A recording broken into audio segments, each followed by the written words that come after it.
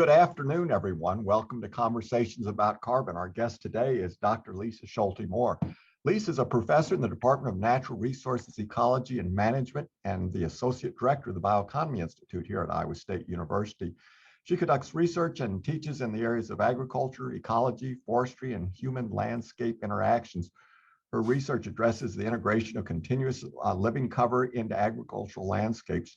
She works to return more of the value from agricultural supply chains to rural communities and the land, and develops relationships and institutional capacity so diverse groups of people can more effectively work together. Lisa and her colleague, Jim Jordahl, were lead authors on a scientific report commissioned by the Iowa Carbon Sequestration Task Force entitled Carbon Science for Carbon Markets, Emerging Opportunities in Iowa. Lisa's agreed to tell us about the report in today's conversations about carbon. Please remember that you can post your questions for Lisa and we will try to get them in front of her. Lisa, before discussing the report, could you give us a little history on yourself? How did you get involved in what they're calling regenerative agriculture and its role in carbon management? You bet. Thanks for that introduction, Robert. And I guess two things in terms of regenerative agriculture and carbon management. So I've got a family tradition in agriculture, and I think that's how many people come to have interests in agricultural science, though my professional training is in natural resource management. So that combination of background and family background in agriculture and professional training in natural resource management meant that, I have lots of interest in managing carbon molecules, as well as nitrogen, phosphorus, potassium, all those molecules of life, right? So that the managing those molecules has really been on my mind for about 3 decades. That said, it was really, really fun last fall to be able to do a deep dive into carbon science and carbon markets and carbon engineering associated with the report effort. I'm going to talk about the carbon report as the shorthand name. You already mentioned the full name, Carbon Science for Carbon Markets, Emerging Opportunities in Iowa. And we chose that name because of kind of the 3 different focuses that we had in terms of putting together the report. But, I want to ask you a question. Do you know what my favorite way to store carbon is? It's probably different than yours. It probably is. So let's hear it. Well, the family farm I come from, it was a working dairy farm in the 1980s, or up to the 1980s. So my favorite way to store carbon is in cheese. In cheese, I like that. I'll be visiting Wisconsin tomorrow, so I'm going to make a point to find some of that sequestered carbon in that form. Awesome. So tell us what's in the report and how it came to be. Yeah, well, it really sprung from Governor Reynolds' Carbon Sequestration Task Force work that was launched last year at the Iowa State Fair.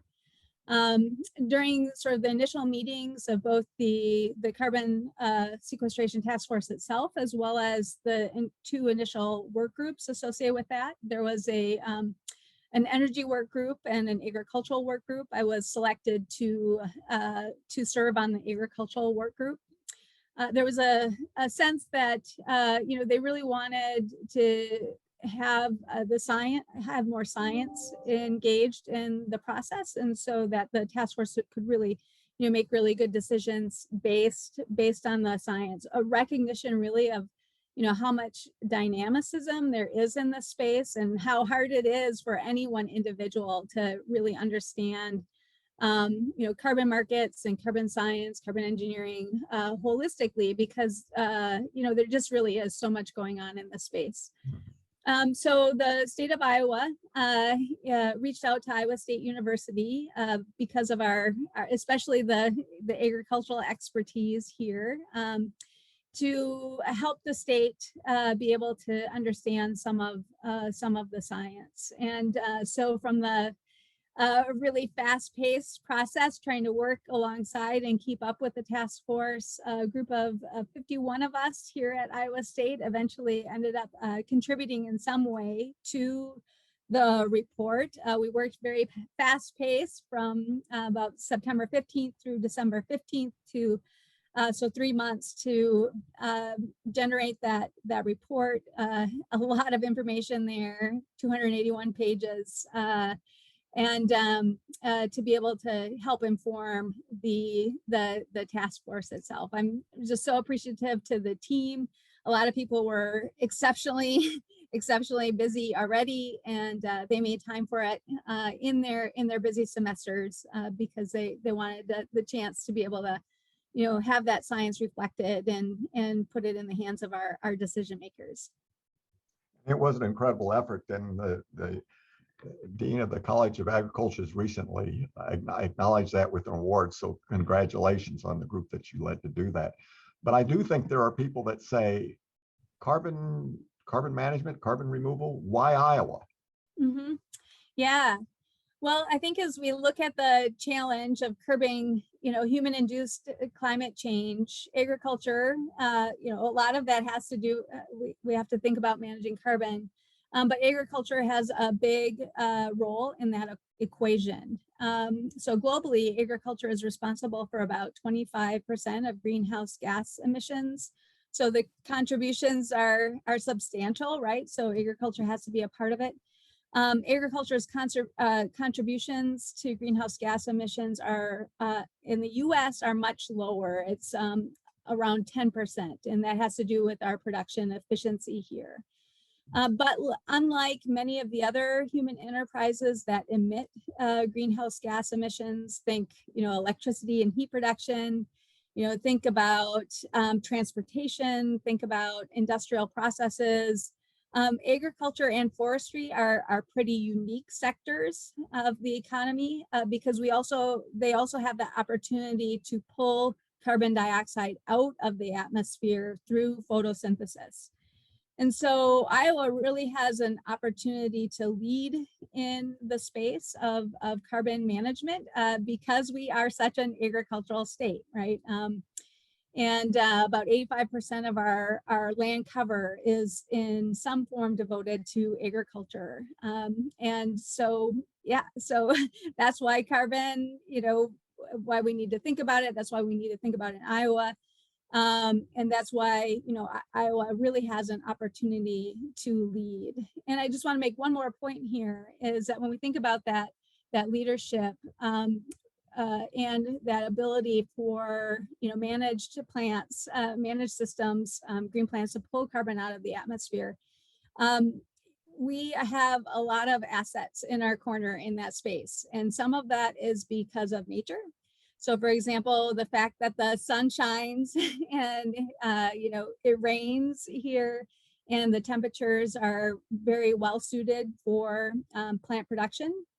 And our deep soils as a result of the prairie that used to cover our state and built that soil. We have productive soils.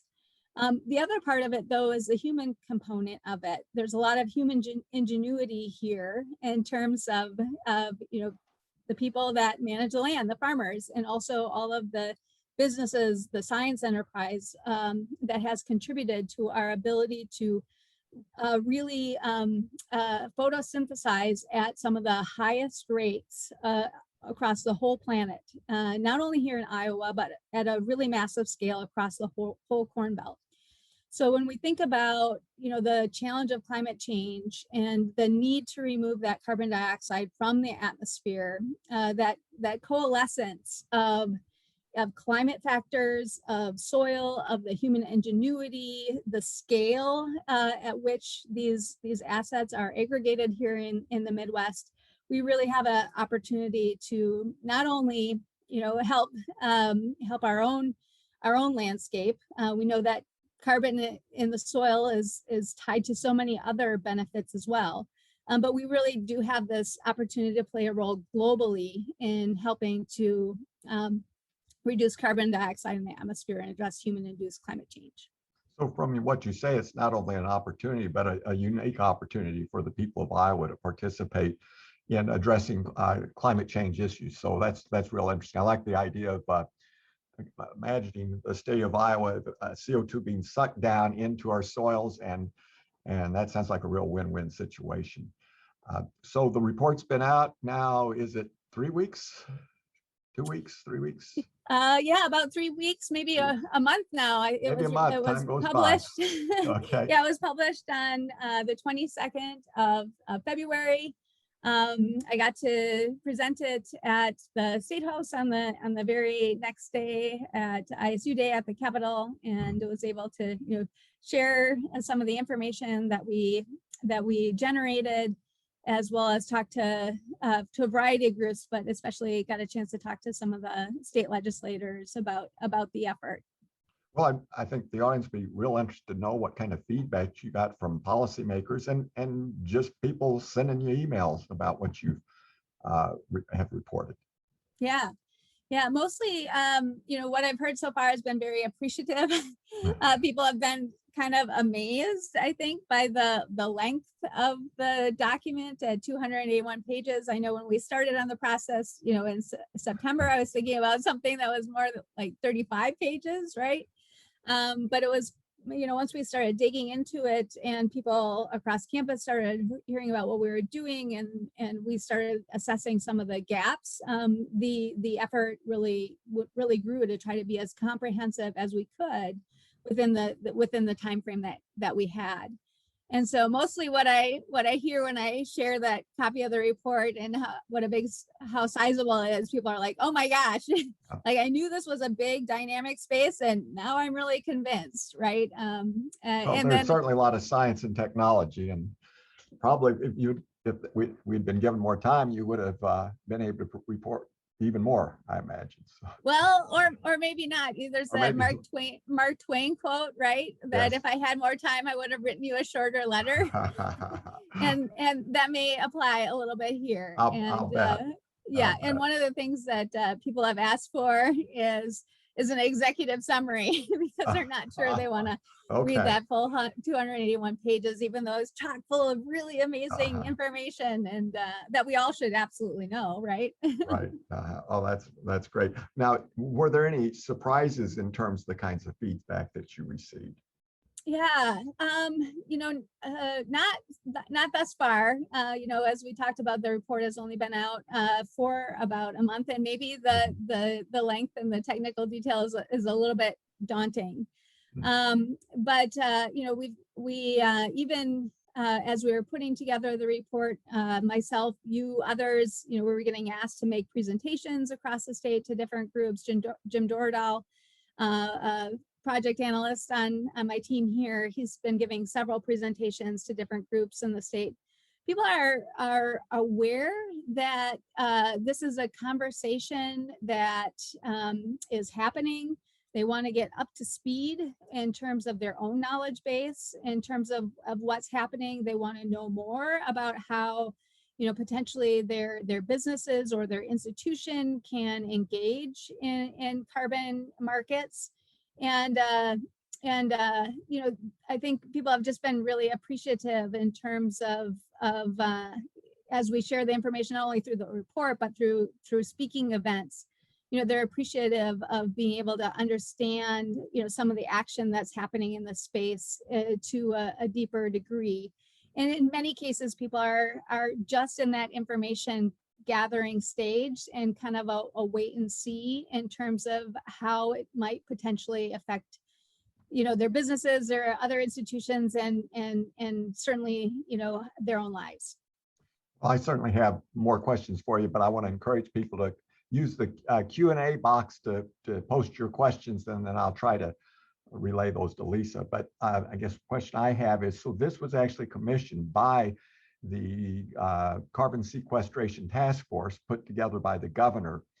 Can you share any feedback or what you're expecting will be the next step in terms of the report, its impact on that committee? Yeah, well, as a part of that process, the task force had 5 different policy proposals that were then shared with. They were shared as a part of the task force process, and the task force report hasn't been published yet. My understanding is that could happen any day now, and I think once that actual report is published, people can see those 5 different policies that were the final policies that happened that were, I would say, made it through the end of the process, right? I think overall there were 45 different policies that were proposed as a part of the task force process, and through a winnowing process, and also thinking about some of the policy proposals kind of fit together, and so there's also sort of this merging some of the different proposals into bigger bins. That that it was honed down to 5 different proposals, and like I said, my understanding is that the task force report should land just about any day now. Okay, well, we're looking forward to it. Joshua Rosenblum has posed a question. I really appreciate this one. I'm curious to how you're going to answer it. What are the most important things we don't yet know about carbon? Wow. Well, I think, the more you learn about a topic, the more you realize that there's so much more that could be known. And that's certainly true in the carbon space, that there's just, wow, there's so much that we do know. I think one of the advantages of working on this issue today, as opposed to say in the early 2000s when the Chicago Climate Exchange got started, is that both our scientific as well as our understanding of how carbon markets can work is so much more advanced today than it was during that that time. That said, as you mentioned, there's some really big gaps. One of the gap areas that I'm really interested in studying more is just how can we put some of the agricultural systems together with some of the engineering systems in ways that are not only help to meet that goal of removing carbon dioxide from the atmosphere, but reliably storing it. And then how do we do that in a way that is economically it's at a price point that society is willing to pay for, or companies that are buying carbon credits at a price point that they're willing to pay for. To me, that's one of the real exciting areas to work on, because I think societally, the train has kind of left the station. We know we need to do a better job of managing all. I'm saying carbon, but by that I mean all greenhouse gases, right? So I'm also talking about nitrous oxide. I'm talking about methane in addition to carbon dioxide. We know we need to be better at both managing emissions, and we know we need to be better at, figuring out how to pull that carbon from the atmosphere and then, reliably store it for long periods of time. One of the things I learned through the report process is that, if it's very popular to think about just using natural systems to do this, and there are certainly advantages to just using natural systems.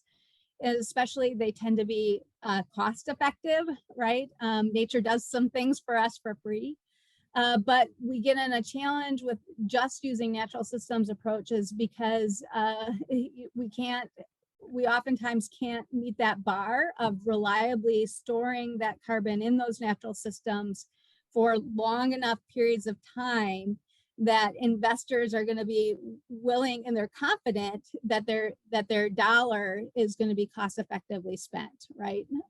So there's a credibility. There's a challenge of whether that is going to be permanent in the long term, and that if the carbon credits that are generated are not permanent, it undermines the credibility of the market. So what I'm seeing is that there's an opportunity to, work synergistically among, across agriculture, working with natural systems, working with engineering systems to meet that opportunity of not only pulling the carbon dioxide from the atmosphere, but more reliably storing it permanently. Well, that may be one of the issues. The report pointed out there were all kinds of technologies and agricultural practices that could contribute in a positive way. The question is, where do we start? Or some of them have consequences that we are not anticipating. So there's certainly a lot of unknowns, and partly is just there are many choices from which we have to decide where do we get started. Uh, Related to this discussion about organic matter, Irv Klaas has raised a question. We know that no-till and cover crops will increase organic matter in the soil as well as increasing the biota that live there. Isn't this increase in organic matter a way of sequestering carbon? Yeah, great question, Irv. And I think, at a very broad brush level, absolutely, you're right. One of the things I learned in the process of putting together the carbon report, and the science associated with this is detailed in the report, is that oftentimes the situation on the ground, there's a lot more variability than sort of what we think about in terms of general scientific principles. And so that generally, yeah, absolutely. But one of the things that we've learned is that there's a lot of heterogeneity out there on the landscape. And in some locations, even places that have been in long-term no-till, if we look at the full soil profile, considering some of the deeper portions of the profile, in addition to say maybe, that top 15 centimeters where most of the soil measurements have been made, that, if we look at that, that whole soil profile, the soil might even be losing carbon under no-till. And that has to do with the historical legacy effect of the fact that, especially in the north central Iowa, those soils tend to be high in carbon. They're high in carbon naturally as a result of being converted from the prairie pothole systems historically. And when we drained those soils to make make it easier for farmers to produce on those soils, so get rid of some of the water that was impeding crop growth. When we did that, we're allowing oxygen much further down into the soil profile, and we're actually burning some legacy carbon in the lower portions of the soil profile, right? And so while no-till, and this isn't everywhere, right? I'm talking about heterogeneity here in what's happening on the landscape. But in some places, even in no-till situations, we find that there's a net deficit, given that we're burning some of those lower carbon pools. And so I think, in order to, we know that in order for these carbon markets to really develop in credible ways, that we need to understand some of this heterogeneity in a much deeper way, so that we understand where practices like no-till are going to be reliably storing carbon, and where they could actually be losing carbon, because those carbon credits, we need those to be credible for the market to develop. Very good. Now, Michael is asking a question that I know you've worked in cross-disciplinary and have a lot of experience working with people different units. You might need a political science degree to help him with this one. Michael says, capitalism got us into this climate emergency. Can carbon markets operating inside late-stage capitalism get us out? Was capitalism considered as the overarching system in the upcoming report? I leave it to you, Lisa, to tackle that one. Well, I knew I would be getting some hard questions here. That's a hard one for you. How to prepare for all of them, and this is not one where to be honest, that I have a lot of expertise. But what I will say is that one of the challenges of human society forever is learning to live in a place without fouling it, right?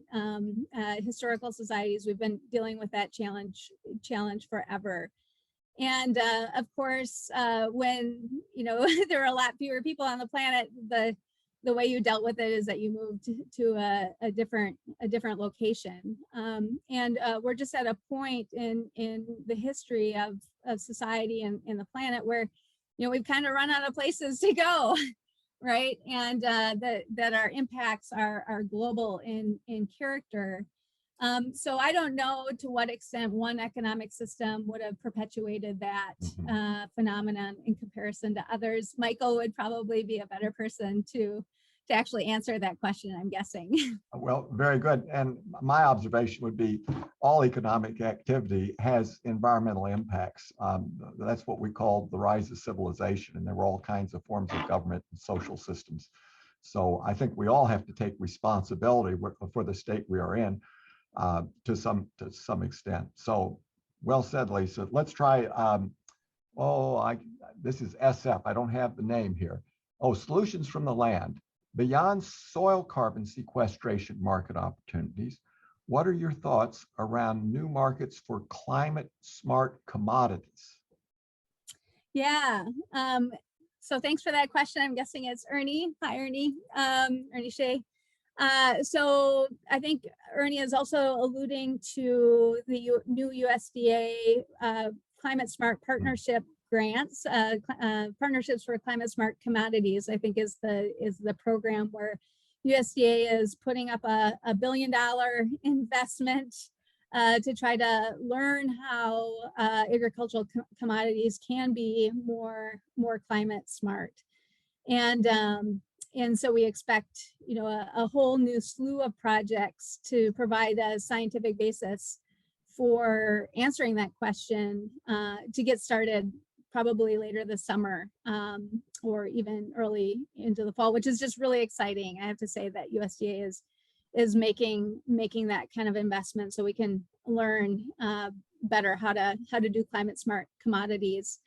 And talking with different teams, there's all sorts of different ways that people are going about that. And most of those ideas are kind of in the proposal stage and proprietary kind of right now, right? Until the proposal would potentially be awarded. And then I'm sure there's going to be a big public announcement.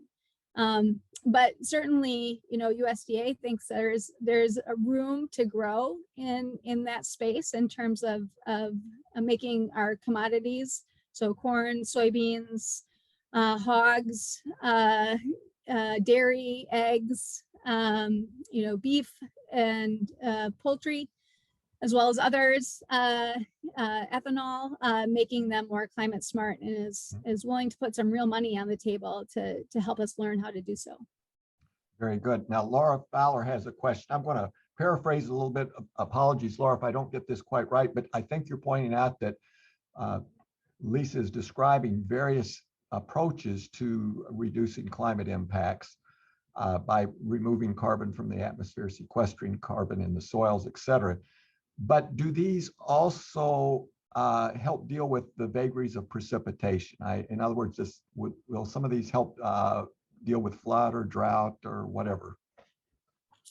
Right. So I think, I guess I see two kind of answers to this question, Laura. One is, I think your question has to do with siting land use appropriately across the landscape, right? And that if we get, with agriculture, we also oftentimes talk about, farm the best and, conserve the rest or something like that, cover the rest, use whatever catchphrase that you want. But, I think one of the things that you're pointing to is, there's areas in agricultural landscapes that are that oftentimes do not yield well, right? Consistently do not yield well across different years. And especially, I think about here in Iowa, there's areas in fields that typically pond every year, and a farmer might get good yields out of them, maybe 1 in 5 or something, and those areas are oftentimes low-hanging fruit when we think about doing something different on the landscape. They tend to, in addition to having poor yield, they're an economic drag on the farm because the farmer isn't regaining his or her income that they're putting in on those locations. And certainly, one of the things that we've is well known, and it's characterized in the report that especially in those, those areas that tend to pond, if we would put those in some kind of permanent, vegetation, that would have a very positive impact. It would be very climate smart, right? Those areas tend to have high nitrous oxide emissions. And so with nitrous oxide being a much more potent greenhouse gas, even than carbon dioxide, approximately 300 times more potent, if we can put those areas into say, my favorite land cover, right, prairie, if we can put that into, say, prairie or wetland vegetation, that we would reduce those nitrous oxide emissions simply by not fertilizing those areas. And then the prairie vegetation, of course, is very well, and natural wetland vegetation well suited to those sites and can help in terms of drawing carbon out of the atmosphere. So, but the other piece of your question that you may be getting at is that we also need better models that can help us predict predict carbon dynamics over time and under different weather conditions. And if we're talking about multiple years of weather, right, climate, right, under different climate conditions. And that by improving our models, we'll hopefully be able to, encourage much more strategic land use that considers carbon management alongside managing agricultural yield. And then also, hopefully, there would be some policy development that can help farmers transition in terms of how they're managing their farms today, and how they might manage them in the future, when in a world where people really are paying attention to the cost of carbon and willing to pay for it, frankly. Very good. In the news, there's been a lot about what I call biogenic carbon dioxide produced at grain ethanol plants. It's a pure stream of CO2. And there's been a lot of talk about building a pipeline across Iowa to the Dakotas, where it could be sequestered in appropriate geological deposits. The question that Leroy Kester asked is, does the carbon report discuss this option for carbon sequestration? Yeah, Leroy, it does. So I think that's the chapter that you authored, that you were the lead author on, Robert. So you're better poised to answer that question than I even. But I'll just very briefly, it is covered in the report. We're lucky to have some experts that have worked in the oil and gas industry and are very familiar with the technology, help us with that section of the report. It's a newer area, and so getting the right expertise, people that have knowledge of that, to respond to it was really a critical thing that we wanted to make sure to do. The other thing I will mention is that the previous conversation about carbon was with Dan Sanchez, who from the University of California, Berkeley, who also studies that issue in much greater depth. So do you want to say anything more about that, Robert? Except that Dan's papers were highly cited in the carbon report. He's quite the expert in that area. And I would also like to add to the audience that this was a scientific report. There were no recommendations made in the report. I don't know if you want to talk about that a little bit more, Lisa, so people understand. Definitely. We're not in the, our goal wasn't to choose winners or losers, right? Our goal was to provide the scientific information in, as best we possibly could. And especially given we had to work very rapidly in pulling together the report over a 3-month period. So we did the best we could to, cover the science. And, our goal is really to help promote understanding of these issues within society more generally, but, specifically the audience for the report was the task force. I want to encompass a couple of different questions that have come here. And it is, so it was a scientific report. Does that include social science impacts? Could Yes. you talk about a little bit about that? Yes, absolutely. And thank you for asking the question. Yeah, it's very important to me as a scientist that the human dimensions components are reflected alongside, some of the biophysical and engineering components of any effort that I'm engaged with. And so, yes, the social sciences are incorporated. Suraj Upadhyaya, who is a postdoc at Iowa State, working with myself and Jay Arbuckle from ISU Sociology. He was the lead author on the paper that looked at, pulled together all the information we could find on farmers' interest in carbon markets and their willingness to, what they're looking for, what their willingness to kind of consider. I guess there hasn't been there needs to be more. we need to do another survey to better understand how farmers are thinking about these issues in Iowa. But we pulled together, the information that is there, which comes from the Iowa Farm and Rural Life Survey that Jay Arbuckle leads each year. And then also we looked at different sources of information on farmer adoption of practices that could be or that are being incentivized through carbon markets, and looked at what are the rates of adoption of these practices at present. The next step really, and Alejandro Plastina from economics has interest in following up in terms of kind of a willingness to accept type of study. But the next step is really to understand, okay, well, what kind of what kind of income, what kind of price would a farmer need to get in order to be wanting to engage more deeply in the carbon market? So Lisa, I'm going to ask this as my own question because I know of your work in the Sea Change program where you brought people from a lot of disciplines together.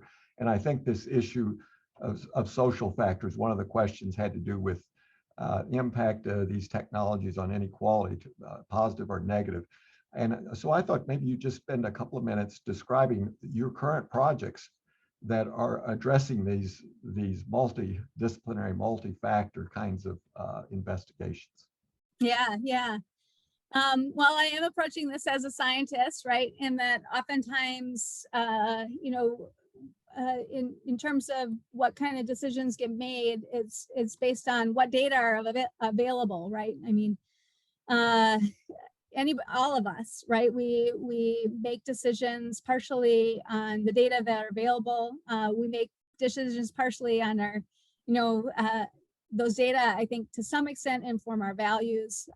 That's going to really inform our decisions. And, we make decisions based on what's expedient too. And sometimes we don't always do what we want just because it's hard to always act on our values.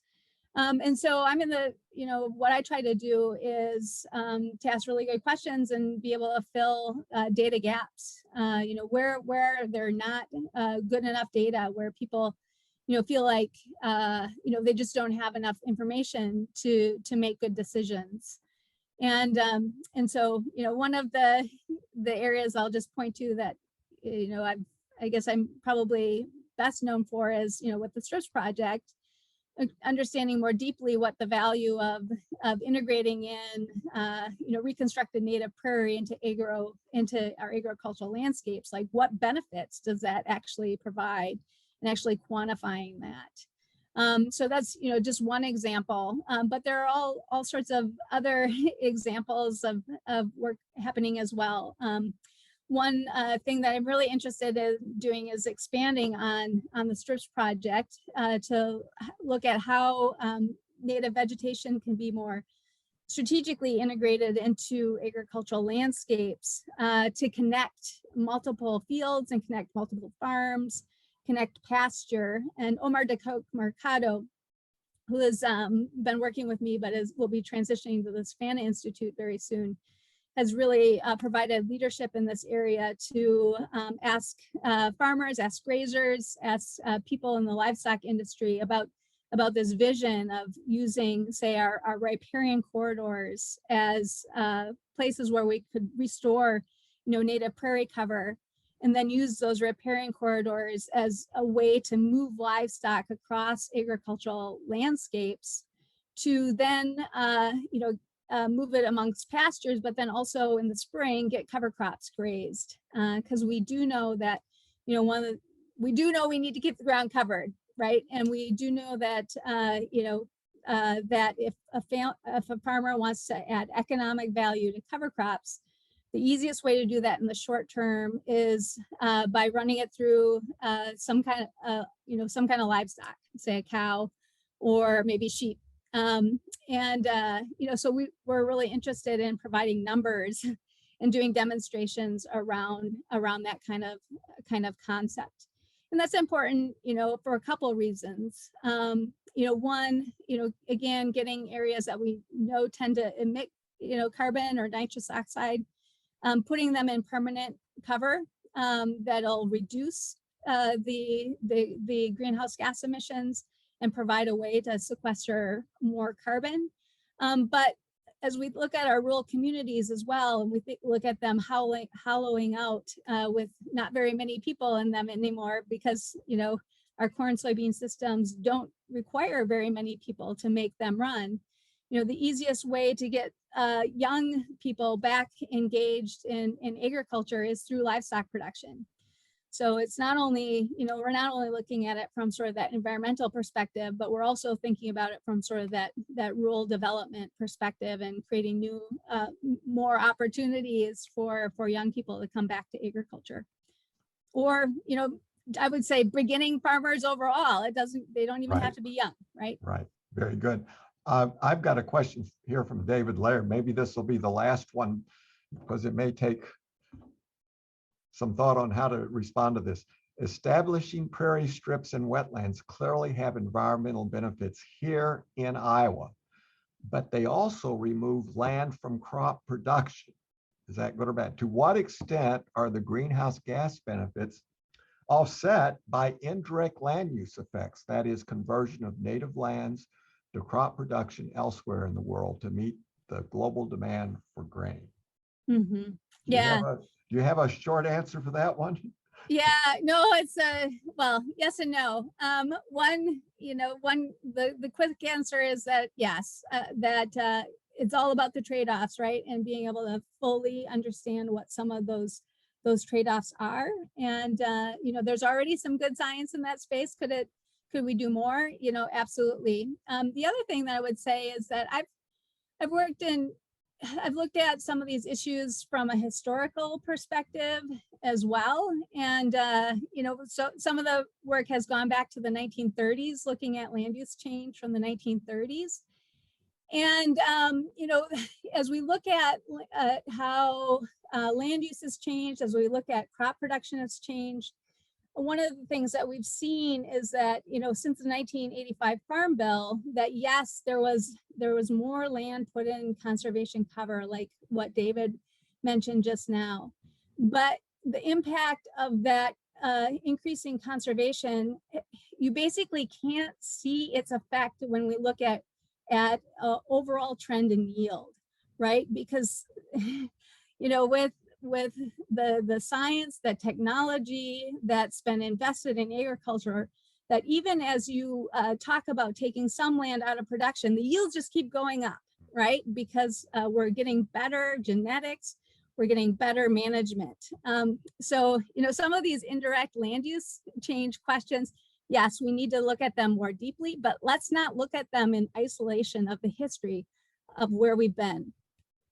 Very good. I've looked at that as well. And the issue with indirect land use changes, there are many, many factors, parameters that influence conversion of land around the world. And to point to one activity in the United States as being responsible for it is an oversimplification. So as David Laird would say, it's complicated, right, David? Okay. It's complicated. So, okay, very good. I think we are just about out of time. Dana hasn't signaled yet. So until she signals, I'm going to give you an opportunity of what's next. You want to give us a 1 minute what's next? Yeah, you bet. Three things. One, ISU Extension is in the process of putting together all sorts of resources on carbon to help people, just from the standpoint of increasing our knowledge base in terms of what the issue that we're dealing with here, and where it could potentially go, and how people can connect in their own lives. The second thing is that we won't be holding a conversation about carbon next month. Instead, on Earth Day, April 22nd, from 9 to noon, tune in to the Carbon Removal Forum. This year's focus is going to be on soil carbon measurement. We were asked as a part of the report to provide more guidance on soil carbon measurement for carbon markets. The period of time was too short. We just couldn't get there. And so, this Carbon Removal Forum is meant to help fill some of our own knowledge gaps as what's happening in that space. Christine Morgan, Chief Science Officer from the Soil Health Institute, and Skye Willis, USDA National Leader, NRCS National Leader for Soil Science Research, will be our two special guests, as well as a whole host of other people that will be talking about what's happening in that space. So tune in for that. Again, it's on Earth Day. It will be virtual. And then the third thing is that we're going to republish the carbon report later this summer. We knew we missed some things. We expected to get some feedback on gaps or things we didn't get quite right. And so we welcome that feedback, and we want to make it better. And the plan is to republish a report later this summer, and the next draft will have an executive summary. So 3 things to stay tuned for. Super, sounds great. And I think that's our time. Thank you, Lisa, and thank you to everyone that has participated. Until next time.